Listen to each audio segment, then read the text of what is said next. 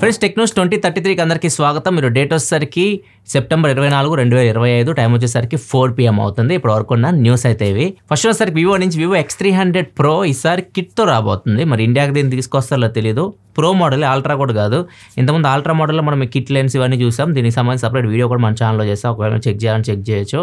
చాలా బాగుంటాయి ఈ లెన్స్. మనం రియల్ లైఫ్లో మీరు యూస్ చేయడానికి కూడా బాగుంటాయి.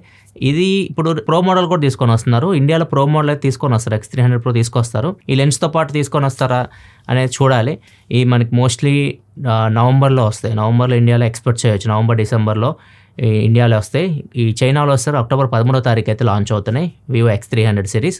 And Oppo find X9 series కూడా లాంచ్ అవుతున్నాయి.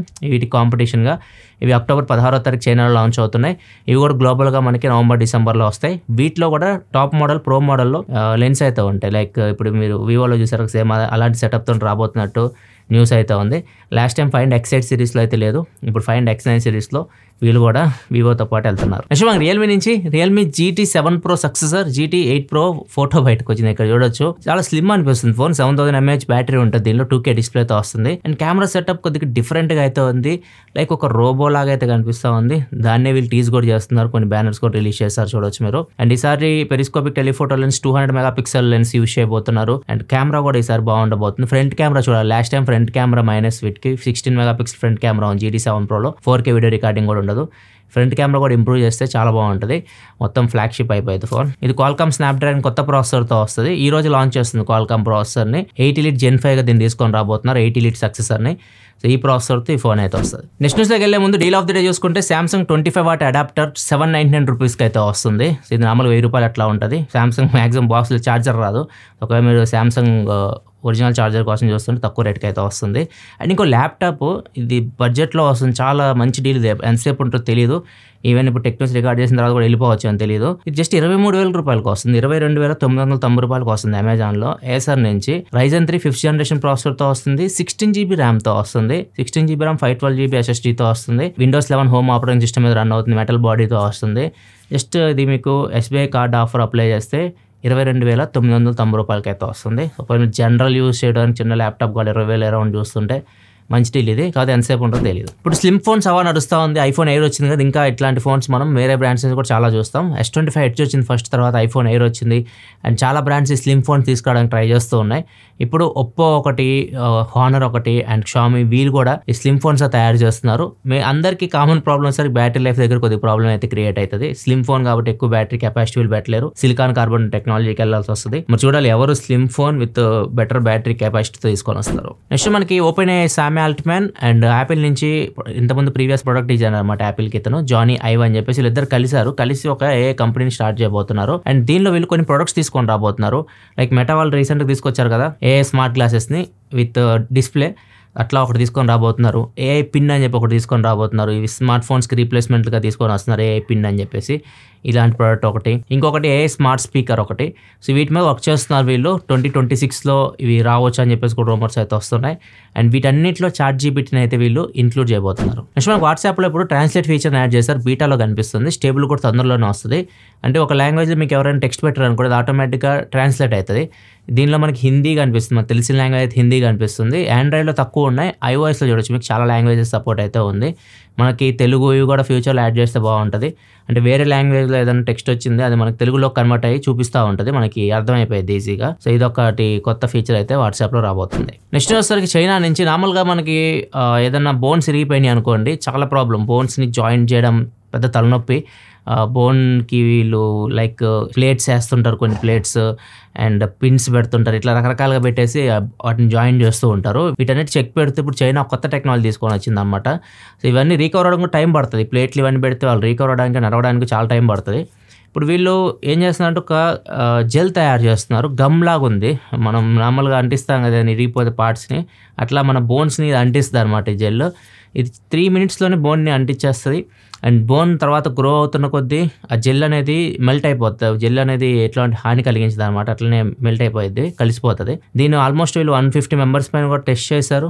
అండ్ ఇది బాగా వర్క్ అవుతున్నట్టు చెప్తున్నారు. సో ఇది టెక్నాలజీ వచ్చిందనుకోండి, సో ఇది చాలా బాగా ఉపయోగపడుతుంది. సో బోన్స్ని ఈజీగా అంటించవచ్చు. వాళ్ళు త్వరగా రీకవర్ కూడా అవుతారు. రీకవర్ కూడా నెల టైం అయితే పట్టదు. చాలా తొందరగానే వీళ్ళు రికవర్ అయ్యి నడవడం కానీ ఇట్లాంటివి చేస్తారు.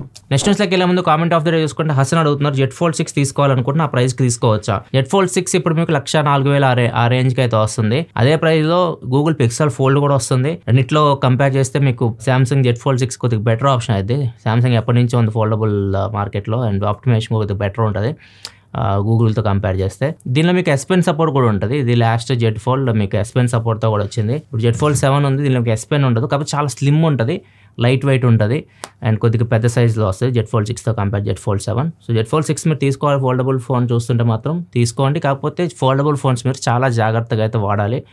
వాటిని మీరు రఫ్ అండ్ టఫ్గా వాడితే మాత్రం ఖచ్చితంగా ఏదో ఒక ప్రాబ్లం ఫేస్ చేస్తారు 1 year లోపే. చాలా స్మూత్గా నీట్గా వాడుకోవాలి ఫోల్డ్ కానీ ఫ్లిప్ కానీ. GTA 6 కోసం చాలా మంది వెయిట్ చేస్తున్నారు. May 26, 2026 వీళ్ళు ఇచ్చిన డేట్, మళ్ళీ ఆ డేట్లో ఇది రిలీజ్ అవబోతుంది.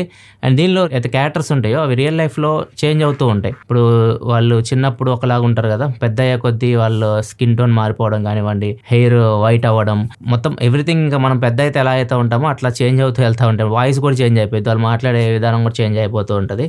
ఇట్లా మీరు మిషన్ కంప్లీట్ చేసే కొద్దీ క్యారెక్టర్ ఏజ్ పెరిగే కొద్దీ ఆ ఏజ్ తగ్గట్టు క్యారెక్టర్ రూపం మారిపోద్ది, వాయిస్ కూడా మారిపోద్ది. ఆల్రెడీ దీన్ని వీళ్ళు రాక్ స్టార్ గేమ్స్ వాళ్ళే ఇది కూడా తయారు చేసింది. రెడ్ డెడ్ రెడెంప్షన్ 2 దీనిలో కూడా యూజ్ చేస్తారు. సో ఇది ఇప్పుడు GTA 6లో కూడా రాబోతుంది. నేపాల్ లాగే ఇప్పుడు ఫిలిప్పీన్స్లో కూడా ఇప్పుడు యువత బయటకు వచ్చేసి ధర్నాలు చేస్తూ ఉన్నారు. అక్కడ కూడా సేమ్ అనమాట, కరప్షన్ ఆపాలి అని చెప్పేసి వీళ్ళు కూడా ధర్నాలు చేస్తున్నారు. 1 Piece లోగోలు పట్టుకొని రోడ్ల మీద అయితే తిరుగుతూ ఉన్నారు. మరి చూడాలి అక్కడ పరిస్థితి ఏమైందో. నెక్స్ట్ వచ్చేసరికి డబ్బులు ఇచ్చి అడవచ్చు, మీరు డబ్బులు ఇచ్చి ఏడ్చేదని చెప్పేసి మీకు డౌట్ రావచ్చు. సో ఇది ఇంటే నాకు కూడా నవ్వు వచ్చింది, ఏడుపు కాదు.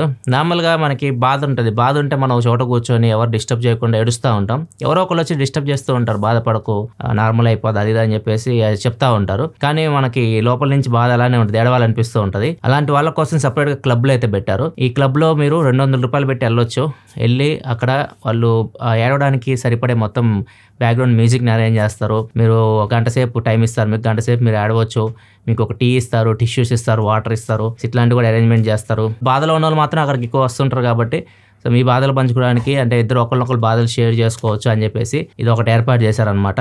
ది క్రై క్లబ్ అని చెప్పేసి ఒకటి స్టార్ట్ చేశారు. రకరకాల ట్రెండ్లు స్టార్ట్ చేస్తున్నారు. రీసెంట్గా మ్యారేజ్ లాగా ఫేక్ వెడ్డింగ్లు క్రియేట్ చేసేసి ఆడికెళ్ళి ఫోటోలు దిగడం, ఇన్స్టాగ్రామ్లో పెట్టడం ఇట్లాంటివి చేశారు. ఇప్పుడు దాన్ని ఇన్స్పిరేషన్గా తీసుకొని క్రై క్లబ్లు స్టార్ట్ చేస్తున్నారు. ఇది పూణేలో ఆల్రెడీ స్టార్ట్ చేసేసారు. బుక్ మై షోలో టికెట్లు కూడా అమ్ముతున్నారు. నెక్స్ట్ మనకి విశాఖపట్నంలో ఒక అబ్బాయి వాళ్ళ డాడీని ఐఫోన్ అడిగాడు, కొనిలేదని చెప్పేసి హ్యాంగ్ చేసుకొని చనిపోయాడు. నాగల్ కర్నూలు తెలంగాణలో ఒక అబ్బాయి ఫోన్ అడిగాడు, ఏ ఫోన్ తెలియదు ఫోన్ అడిగారు, ఫోన్ ఇప్పలేదని చెప్పేసి చనిపోయారు. ఇట్లా చాలా మంది బైక్ ఇప్పలేదని, ఫోన్ ఇప్పలేదని చెప్పేసి చిన్న పిల్లలు చనిపోతా ఉన్నారు.